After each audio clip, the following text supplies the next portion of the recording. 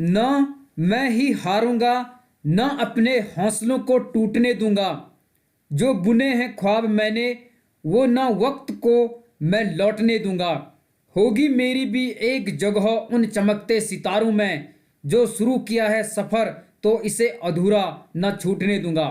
नमस्कार दोस्तों, आज की इस वीडियो में मैं लेकर आया हूं माध्यमिक शिक्षा आयोग यानी मुदालियार आयोग से संबंधित 18 टॉप मोस्ट इंपॉर्टेंट एमसीक्यूज। आपको मेरी एडवाइस है कि आप इस वीडियो को लास्ट तक देखें, क्योंकि इस वीडियो में परीक्षा उपयोगी महत्वपूर्ण प्रश्नों का बेहतरीन कलेक्शन किया गया है। आइए शुरू करते हैं आज की इस वीडियो को।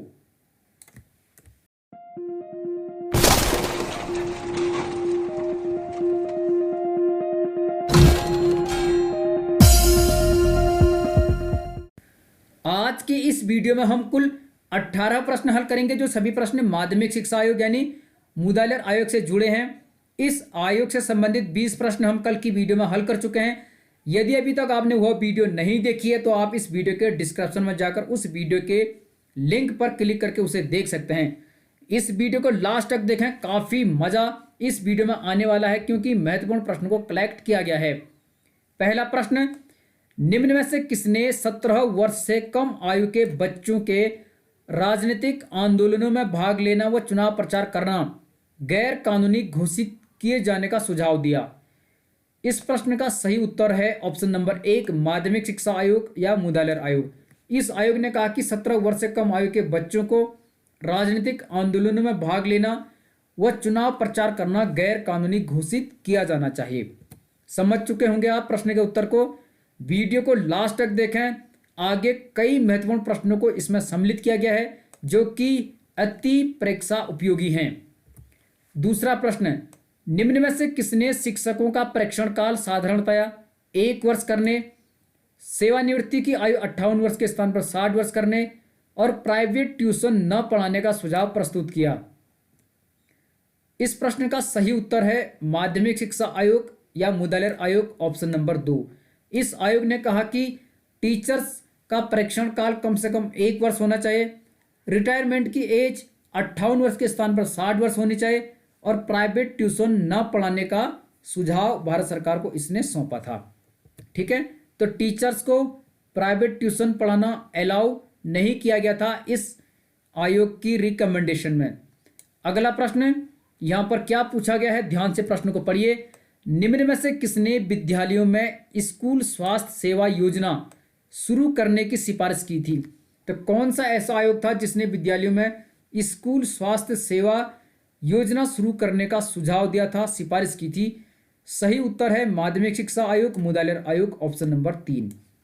तो इस प्रकार प्रश्नों का निर्माण हो सकता है। ध्यान दीजिए प्रश्न पर, ताकि प्रश्न कहीं से भी बने, आप किसी भी कंडीशन में गलत ना करें और अपने एग्जाम को स्मार्ट तरीके से क्रैक कर सकते हैं। अगला प्रश्न, शैक्षिक एवं व्यावसायिक निर्देशन ब्यूरो स्थापित करने का सुझाव निम्न में से दिया था?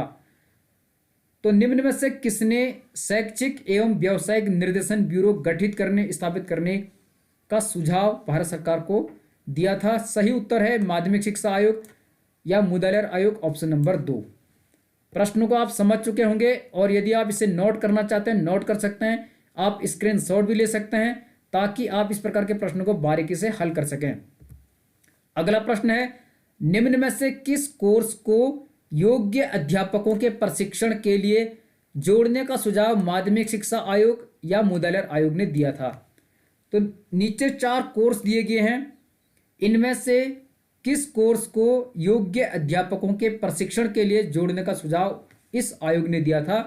प्रश्न का सही उत्तर है ऑप्शन नंबर 2, एमएड। तो एमएड जोड़ने का सुझाव दिया था इस आयोग ने योग्य अध्यापकों के प्रशिक्षण के लिए। इस प्रकार सही उत्तर हो जाएगा ऑप्शन नंबर 2। ये प्रश्न भी कई बार पूछा गया है, आप इसे नोट कर लीजिए, ध्यान दीजिए इस प्रकार के प्रश्न पर। अगला प्रश्न यहाँ पर पूछा गया है, माध्यमिक शिक्षा आयोग या मुदालियार आयोग ने शिक्षकों की शिकायतों पर विचार करने हेतु निम्न में से किस बोर्ड की नियुक्ति का सुझाव दिया था? तो टीचर्स की शिकायतों पर विचार करने हेतु इस आयोग ने किस बोर्ड के गठन का सुझाव भारत सरकार को सौंपा था?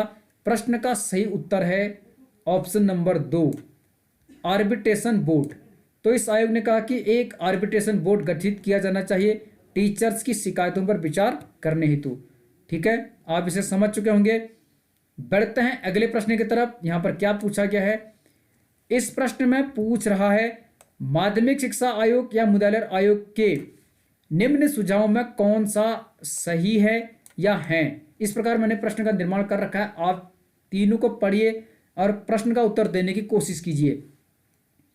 पहला यहां पर दिया गया है माध्यमिक शिक्षा कक्षा 5 से 11 तक 7 वर्ष की होनी चाहिए। एकदम सही, यह इसका सुझाव था। इसने कहा कि जो सेकेंडरी एजुकेशन होगी वह क्लास 5 से क्लास 11 तक 7 वर्ष की होनी चाहिए। दूसरा, यह 11 से 17 वर्ष के बालक बालिकाओं के लिए होनी चाहिए। बिल्कुल सही, यह इसी का सुझाव था। तीसरा, इस शिक्षण काल को 2 भागों में बांटा जाए। इस आयोग ने कहा कि जो माध्यमिक शिक्षा का काल होगा, उसका पाठ्यक्रम होगा, उसे 2 भागों में डिवाइड किया जाना चाहिए। तो यह भी इसी का सुझाव था। इस प्रकार ऑप्शन नंबर 4 इसका सही उत्तर हो जाएगा। तो ये इसके सुझाव थे, इसकी सिफारिशें थी। प्रश्नों का निर्माण किसी भी प्रकार से हो सकता है, आप इन्हें नोट कर लीजिए। यहाँ पर मैंने इसे मेंशन कर रखा है, आप यहाँ पर ध्यान दीजिए कि शिक्षण काल को 2 भागों में बांटा जाए। पहला, 3 वर्षीय मिडिल अथवा जूनियर माध्यमिक शिक्षा और 4 वर्ष की उच्चतर माध्यमिक शिक्षा, ये 2 भाग बताए थे इस आयोग ने। 3 वर्षीय मिडिल अथवा जूनियर माध्यमिक शिक्षा में क्लास 6, 7, 8 और 4 वर्षीय हायर सेकेंडरी में 9, 10 और 11, 12 को इसने रखा। तो आप इसे समझ सकते हैं। आगे बढ़ते हैं, यहां पर देखते हैं क्या पूछा गया है। काफी इंपॉर्टेंट प्रश्न है, इस प्रश्नों पर बारीकी से ध्यान दीजिए।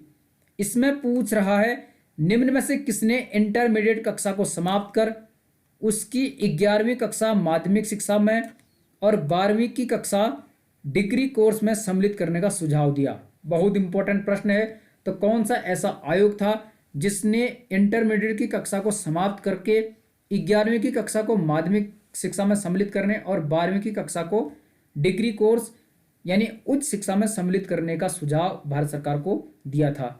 प्रश्न का सही उत्तर है माध्यमिक शिक्षा आयोग या मुदालियार आयोग। तो इस आयोग ने कहा कि 12वीं की कक्षा को समाप्त कर देना चाहिए और 11th को माध्यमिक शिक्षा में सम्मिलित कर देना चाहिए।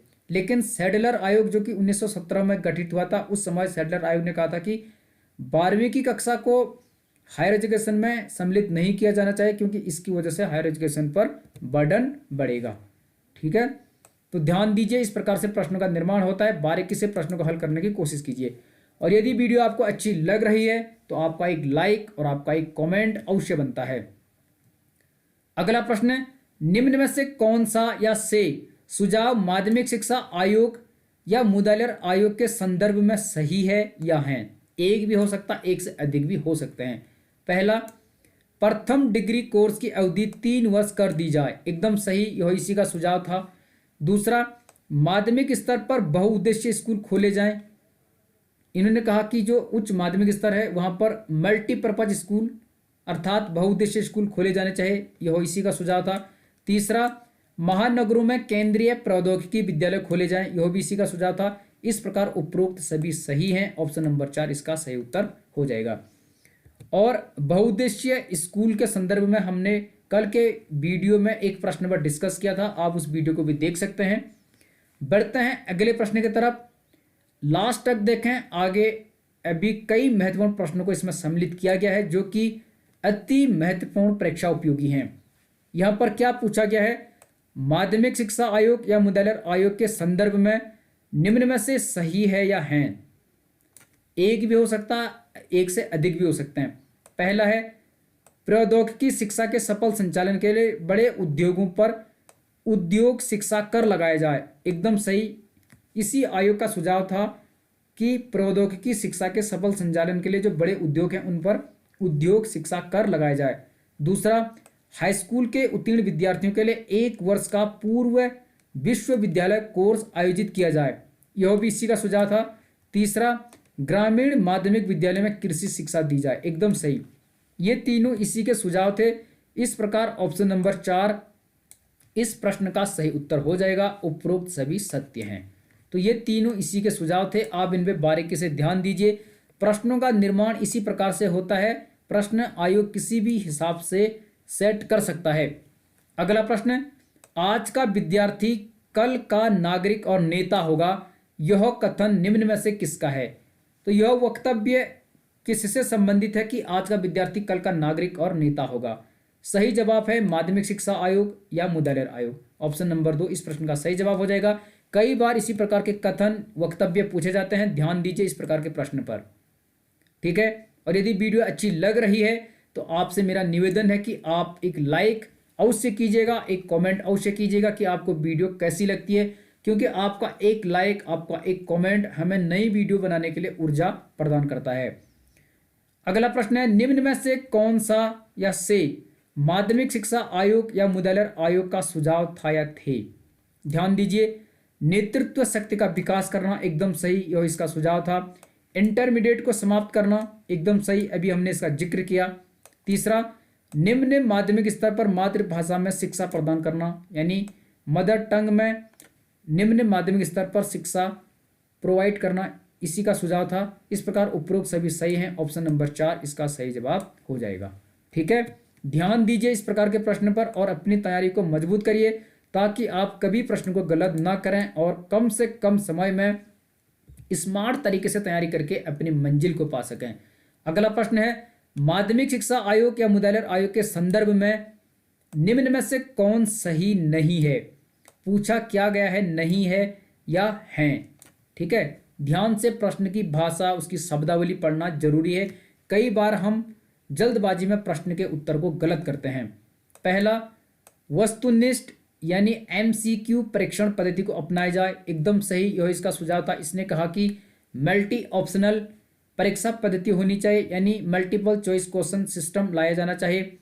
दूसरा, संख्यात्मक अंक देने के बजाय सांकेतिक अंक दिए जाएं, यह इसी का सुझाव था। इसने कहा कि जो बच्चों को अंक दिए जाते हैं वह संख्यात्मक नहीं होने चाहिए बल्कि सांकेतिक होने चाहिए, यानी ग्रेड होने चाहिए, जैसे A plus, B plus, A B C D, इस प्रकार कोई भी ग्रेड हम दे सकते हैं, सांकेतिक मार्क्स हम उसे दे सकते हैं। तीसरा, उच्च तथा उच्चतर माध्यमिक स्तर की शिक्षा के पाठ्यक्रम में एक मूल विषय जिसे कोर सब्जेक्ट कहते हैं अनिवार्य रहे, यह भी इसी का सुझाव था। इसने कहा कि हायर सेकेंडरी स्तर की शिक्षा के पाठ्यक्रम में एक मूल विषय होना चाहिए, जैसे गणित है, गृह विज्ञान है या सामान्य ज्ञान है, यह कोर विषय है, तो इस प्रकार का कोई एक विषय होना चाहिए। चौथा, यहाँ पर क्या पूछा गया है, यह पूछ रहा है बालिकाओं का अनिवार्यतः गणित की शिक्षा प्रदान करना, यह इसका सुझाव नहीं था। इस प्रकार ये इसी का सही जवाब है, क्योंकि यहाँ पर पूछा गया है कौन सा इनमें से नहीं था। प्रश्न को आप देख लीजिए, तो ऑप्शन नंबर 4 इसका सही उत्तर हो जाएगा। ठीक है, बारीक से तैयारी करने का यही फायदा होता है कि आप प्रश्न को कहीं से भी पूछे गलत नहीं करते हो। अगला प्रश्न है, यहाँ पर क्या पूछा गया है, प्रश्न को पढ़िए, वीडियो को पॉज करके खुद भी प्रश्न का जवाब देने की कोशिश कीजिए कि आपको आता है या नहीं। माध्यमिक शिक्षा आयोग या मुदालिर आयोग के संदर्भ में निम्न में से कौन सा कथन सही नहीं है? यहाँ पर क्या पूछा गया है, नहीं है, ध्यान से देखना है। पहला, 4 या 5 वर्ष की प्राइमरी शिक्षा, एकदम सही, इसी ने कहा था कि प्राइमरी शिक्षा कम से कम 4 से 5 वर्ष की होनी चाहिए। दूसरा, सेकेंडरी शिक्षा के 2 भाग होने चाहिए, एकदम सही, अभी हमने पिछले प्रश्नों में पढ़ा कि किन 2 पार्ट्स में शिक्षा को डिवाइड किया था। ठीक है, ये भी आप समझ चुके हैं। तीसरा, त्रिभाषा सूत्र का सुझाव, मातृभाषा अंग्रेजी हिंदी, यह भी इसने रिकमेंड किया था, लागू नहीं किया था लेकिन सुझाव दिया था कि त्रिभाषा सूत्र होना चाहिए। चौथा, ग्रामीण विद्यालयों में कंप्यूटर की शिक्षा देना, यह इसका सुझाव बिल्कुल नहीं था, तो ऑप्शन नंबर 4 इसका सही जवाब हो जाएगा, क्योंकि पूछा गया है नहीं है। ठीक है, तो आप समझ चुके होंगे, इस प्रकार इस प्रश्न का उत्तर ऑप्शन नंबर 4 है। अगला प्रश्न यहां पर पूछ रहा है, माध्यमिक शिक्षा आयोग या मुदालिर आयोग ने माध्यमिक शिक्षा के पाठ्यक्रम में निम्न में से किसे सम्मिलित नहीं किया? फिर से क्या पूछ रहा है, नहीं किया। त्रिभाषा सूत्र एकदम सम्मिलित किया, कला व संगीत को सम्मिलित किया, हस्तशिल्प को सम्मिलित किया, लेकिन कंप्यूटर शिक्षा को सम्मिलित नहीं किया। इस प्रकार ऑप्शन नंबर 4 इसका सही जवाब हो जाएगा। ठीक है, इसी प्रकार से प्रश्न निर्मित होते हैं और यदि आपने वीडियो अच्छे से देखी है तो आप ध्यान दीजिए। यहाँ पर देखिए आप, माध्यमिक शिक्षा आयोग या मुद्रालय आयोग ने माध्यमिक शिक्षा के पाठ्यक्रम में सम्मिलित किया। क्या क्या सम्मिलित किया मैंने यहाँ पर लिखा है, आप इसका स्क्रीनशॉट भी ले सकते हैं। मातृभाषा सम्मिलित किया, राष्ट्रभाषा हिंदी, अंग्रेजी, सामान्य विज्ञान, गणित, सामाजिक विज्ञान, कला व संगीत, हस्तशिल्प, शारीरिक शिक्षा, त्रिभाषा सूत्र, जिसके अंतर्गत इन्होंने मातृभाषा, अंग्रेजी और हिंदी को सम्मिलित किया। तो ये पाठ्यक्रम सम्मिलित किया माध्यमिक शिक्षा आयोग ने माध्यमिक शिक्षा के स्तर में। तो ध्यान दीजिए, यहाँ से भी प्रश्न बन सकता है, आप इसे स्क्रीनशॉट ले लीजिए या आप इसे नोट कर लीजिए। अगला प्रश्न यहाँ पूछा गया है, निम्न माध्यमिक शिक्षा आयोग या मुद्रालय आयोग के उद्देश्यों या सुझावों से संबंधित है या हैं। तो इनमें से जो यहाँ पर 3 दिए गए हैं सुझाव, कौन सही है या हैं। पहला, राज्यीय शिक्षा सलाहकार बोर्ड स्थापित करना, एकदम सही। त्रिस्तरीय स्नातक पाठ्यक्रम शुरू करना, यह इसका सुझाव था। पाठ्यचर्या में विविधता लाना, यह भी इसका सुझाव था। तो राज्यों में, प्रांतों में शिक्षा सलाहकार बोर्ड गठित करने का सुझाव दिया था मुद्रालय आयोग ने।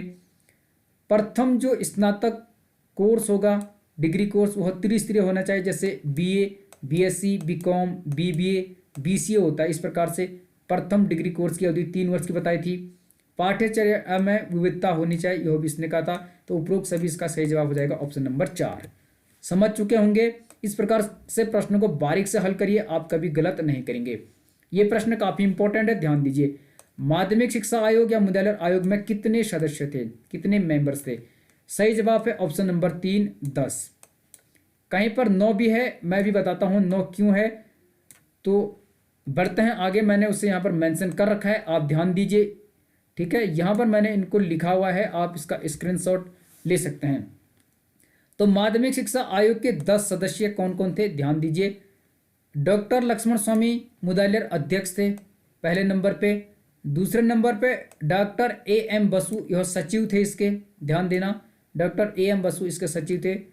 तीसरे नंबर पे डॉक्टर KL श्रीमाली, ठीक है, यह सदस्य थे। Shrimati Hansa Mehta 4, doctor Kenneth Rust William 5, John Christie 6, doctor KG Saiyidain 7, doctor MT Vyas 8, Shri JA Taraporewala 9।